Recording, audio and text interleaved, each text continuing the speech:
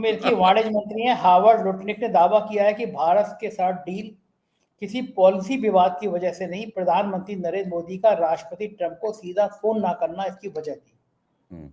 लुटने के मुताबिक ट्रंप चाहते थे कि मोदी खुद उनसे बात करके डील फाइनल करें, लेकिन ऐसा न होने पर ट्रंप ने इसे ईगो पर ले लिया और फिर भारत के जो रूस का हुआ उसके बाद में 50% डील कर दिया गया और अभी भी कई सारी ट्रेड डील अधर में है।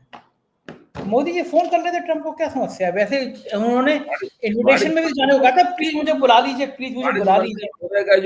जो ट्वीट है यानी एक्स पे उनकी जो पोस्टिंग है, इसके अंदर एक चीज गायब है और आप भी समझ रहे हैं क्या चीज गायब है। वो आप कह नहीं रहे हैं क्योंकि आप मोदी जी का लिहाज करते हैं। आप जी जी जी जी मैं चाहता हूँ आप कह दो, मैं चाहता हूँ आप कह दो। हमारे देश के प्रधानमंत्री हैं तो लिहाज, मैं मोदी जी का लिहाज करता हूँ, फिर इसलिए मैं फिर भी दबे स्वर में अपनी बात कहूंगा, जो मेरी आदत नहीं है दबे स्वर में बोलने की, लेकिन फिर भी मैं बोलूंगा। देखिए, जिस दिन से नरेंद्र मोदी ने वो सीन देखा है कि ज़ेलेंस्की सामने बैठे हुए हैं और अमेरिकी उपराष्ट्रपति और अमेरिकी राष्ट्रपति बैठ के ज़ेलेंस्की को जलील कर रहे हैं, मतलब उस वार्तालाप में केवल यही कमी रह गई थी कि ट्रंप ने उठ के चांटा नहीं दिया ज़ेलेंस्की के और उसने जेडी वेंस ने ज़ेलेंस्की में लात नहीं मारी, बाकी सब काम हो गए वहां पर। अच्छा, उसके बाद से ये लोग बहुत डर गए इधर हिंदुस्तान में। इनको लगा कि ट्रंप से जितना दूर रहा जाए उतना अच्छा है, पता नहीं कब बंदा बदतमीजी दे दे।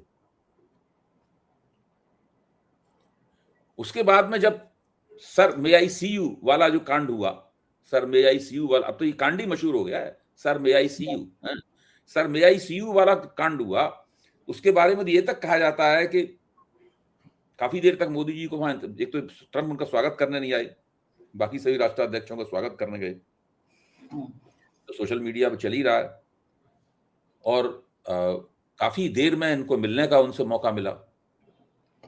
ये तक इनको सजेस्ट किया गया कि आप गले नहीं मिलेंगे, लेकिन मोदी जी ने ये बात मानी नहीं, वो झपट के गले से गले लगा लिया उन्होंने ट्रंप को। ये सब हुआ तो उसके बाद से वो तो किसी तरह वो प्रकरण गुजर गया। मोदी जी को दो डर है, एक तो डर ये है कि ट्रंप बदतमीजी कर सकते हैं, कभी कोई बात बुरी लग गई तो ऐसी बात कर सकते हैं कि फिर जवाब देना उसका मुश्किल हो जाएगा और झगड़ा ही हो जाएगा बहुत बड़ा। वो मोदी जी उस तरह का झगड़ा करना नहीं चाहते। दूसरी बात मोदी जी को लगती है कभी भी ट्रंप मोदी के सामने ही ये सब बातें कर सकते हैं कि हमने युद्ध विराम कराया और ये खुद चिरौरी कर रहे थे, मे आई सी यू सर बोल रहे थे, ये सब खुद ही कहना शुरू कर सकते। उस वक्त मोदी जी क्या करेंगे? मोदी खुद खड़े होकर जवाब दिया नहीं जाएगा, अंग्रेजी उतनी अच्छी है नहीं, लिख के ले जाते हैं, वो बोलते हैं धारा प्रवाह रूप से माइक पर खड़े होकर तुर्की बतुर्की जवाब दें। कोई शशि थरूर जैसी अंग्रेजी थोड़ी ना है उनकी, हालांकि मैं मोदी जी की अंग्रेजी अच्छी नहीं है, इसको मोदी जी की मैं कमी नहीं मानता हूँ। हाँ, अंग्रेजी बिल्कुल नहीं मानता हूँ। मेरा मानना है कि मोदी जी हिंदी और गुजराती बहुत उम्दा बोलते हैं और लगातार बोल सकते हैं, भाषण दे सकते हैं, उसमें अच्छे कुछ भी उनमें अधिकार है, कम से कम बोलने के मामले में अधिकार है, लिखने के मामले में नहीं कह रहा हूं, लेकिन बोलने के मामले में उनको अधिकार है। जिस व्यक्ति का 2 भारतीय भाषाओं पर अधिकार है, मैं उसको इस मामले में बिल्कुल एकदम योग्य मानता हूं, पूरे नंबर देता हूं। तो वो ये सब लेकिन मोदी जी वहां फंस जाएंगे बुरी तरीके से जाकर। तो इन 2 वजह से मोदी जी अपनी तरफ से पूरी कोशिश करते हैं कि वो ट्रंप के चक्कर में, ट्रंप के नजदीक न फटकें। भाई अगर ट्रंप से फोन पे बात करते तो ट्रंप उनको बुला लेते, अब वो सामने बात होती ट्रेड डील के ऊपर, वाणिज्य संधि के ऊपर, वहां फिर मामला फंसता, क्योंकि मोदी ट्रंप का दबाव होता है कि कृषि क्षेत्र हमारे लिए खोलो, तो कृषि क्षेत्र खोलो। मोदी कृषि क्षेत्र खोल नहीं सकते थे, हिंदुस्तान में आकर पूरी राजनीति उनकी तबाह बर्बाद हो जाती अगर कृषि क्षेत्र खोलते तो वो बहुत बुरी तरह फंसते उसके अंदर। इसलिए मोदी जी ने उनको फोन नहीं किया और पीयूष गोयल और वाणिज्य सचिव वगैरह ये सब ट्रेड डील के लिए बातचीत करते रहे और ट्रेड डील आखिरकार नहीं हो पाई, अभी भी लटकी हुई है बात। देखिए ये इस पूरी बात की अंतर कथा है। सही बात है, यही कहानी है। उधर अब उत्तराखंड में जब लग गया धार्मिकों की सरकार चली जाएगी, उत्तराखंड के हजारों लाखों लोग सड़कों पर आ गए, तो कम से कम धामी को समझ में आया कि अगर अंकिता भंडारी हत्याकांड की सीबीआई जांच की सिफारिश नहीं की गई तो कुर्सी चली जाएगी। एक हारे हुए विधायक को मुख्यमंत्री बनाने का और उस मुख्यमंत्री के नाम भ्रष्टाचार की नई नई गाथाएं लिखने का इतिहास बन गया है। मुझे लगता है कि पिछले 20 सालों में धामी के नेतृत्व में भ्रष्टाचार की जितनी कथाएं उत्तराखंड में लिखी गई, उससे ज्यादा किसी सीएम का टाइम में भ्रष्टाचार नहीं हुआ। अब एक एनकाउंटर हुआ है त्यागी का, मुझे पता नहीं है, लोग बड़ी चर्चा कर रहे हैं कि 700 करोड़ रुपए उसके पास थे। उस चक्कर में, रुपए को हथियाने के चक्कर में वो एनकाउंटर हुआ, उसकी फाइलें खुल गई, तो उत्तराखंड का ये अब तक के इतिहास का सबसे बड़ा भूकंप आएगा। लेकिन अंकिता भंडारी हत्याकांड के 3 साल तक सरकार जिस तरह बेशर्मी का परिचय देती रही, और अब जब हजारों लोग सड़कों पे आ गए उत्तराखंड में, महिलाएं, बीजेपी की मंडल निर्देश ने कहा बीजेपी यहाँ थू, ऐसी ऐसी बातें महिलाएं करने लगी, हंसिया हाथ में लेके कहने लगी आओ हम देते हैं तुम्हें सर्विस कैसे होती है। तब सरकार को लगा सीबीआई जांच होनी चाहिए। लेकिन अभय जी, एक बेशर्मी का परिचय उत्तराखंड की सरकार ने दिया, एक मासूम बच्ची को न्याय नहीं दिला पाई। क्या सरकार को अभी भी कुर्सी पे बने रहने का हक है उत्तराखंड में?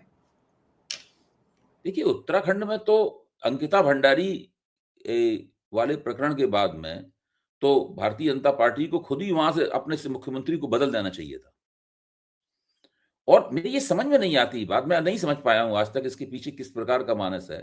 भारतीय जनता पार्टी में प्रवृत्ति है कि अपने छोटे से छोटे नेताओं को भी बहुत बचाने की कोशिश करते हैं। वो रंगे हाथों पकड़े जाएं तब भी दंडित नहीं करते हैं पार्टी के अंदर। कुछ दिन के लिए हो सकता है कि बैकग्राउंड में डाल दें, फिर उसके बाद फिर ले आते हैं निकाल के। कुछ नहीं, उसकी जगह उसकी बीवी को टिकट दे देते हैं, उसके परिवार को बैठा देते हैं। ये भाजपा में एक बड़ी भारी प्रवृत्ति है।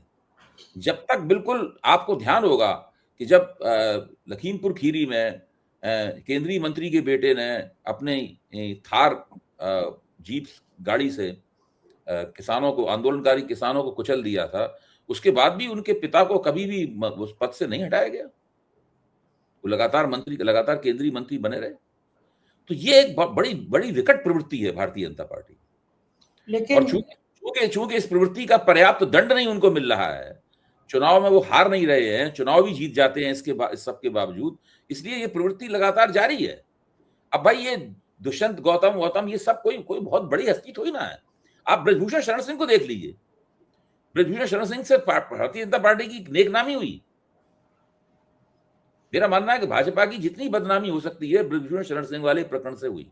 भाजपा की बदनामी, वोटों का भी नुकसान हुआ। मेरा मानना है कि जाट समाज के ऊपर इस चीज का बहुत बुरा असर पड़ा। वो जाट समाज जो कि भारतीय जनता पार्टी को कोई बहुत बुरी निगाह से नहीं देखता था उससे पहले, वो भी बुरा असर भी पड़ा। लेकिन उन्होंने ब्रजभूषण शरण सिंह को नहीं छुआ। और लगातार दिल्ली पुलिस को आदेश दिया गया कि आप पोस्को से इसको निकालो। पोस्को से निकाला गया, वरना ब्रजभूषण सिंह जेल में होते। उनको जेल नहीं जाने दिया गया। उनको सबसे बड़ी, ब्रजभूषण शरण सिंह की सबसे बड़ी सेवा तो ये की गई कि उनको जेल नहीं जाने दिया गया, वरना पोस्को तो जेल में पड़े होते और जमानत नहीं होती उनकी।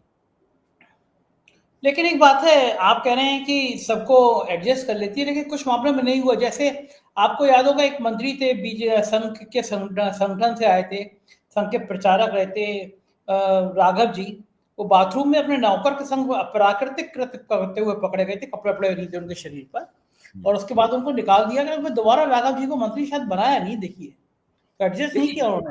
देखिए, ये सब अपवाद हैं। ऐसे तो नूपुर शर्मा को निकाल अभी तक नहीं लाए वापस। वो नूपुर शर्मा के साथ जो दिल्ली प्रदेश भाजपा के जो प्रवक्ता थे, पूर्व पत्रकार, मैं उन्हें जानता हूं, उनको भी नहीं वापस लाए। ऐसे तो आपको कुछ ऐसे प्रकरण मिल जाएंगे, लेकिन ये अपवाद हैं। अपवाद ही नियम को साबित करते हैं। ठीक बात है। Exception proves the rule.